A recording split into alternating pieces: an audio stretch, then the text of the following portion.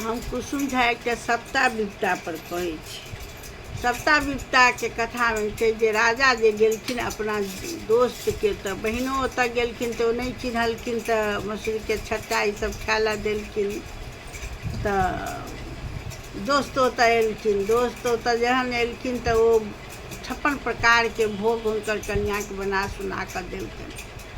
तो देलकनि तो बड़ नीक केलकनि, लेकिन हुनका कपार में जे लिखल रहे छै नहीं लिखल रहे छै, माय बाप के दुख लिखल रहत कपार में, बच्चा के लिखल रहत, जकरा लिखल रहत तकरे भोगऽ पड़ै छै कहै छलैया।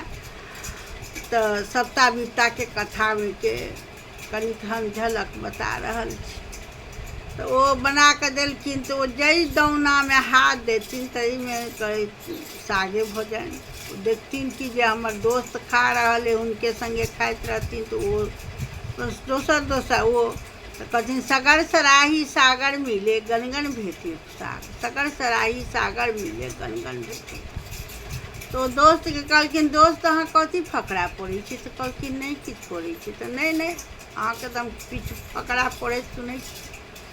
तो कहलखिन कि अहाँ के 56 प्रकार है, हमरो 56 प्रकार, लेकिन जई दोना में हम हाथ धरऽ जाइ छियै में हमरा साग भेटलै, ई हमर कर्मक दोष।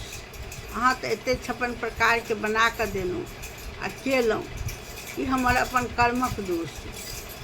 तैं हम ई फकरा पढ़ै छी जे सगर सराही सागर मिले गनगन भेटे साग।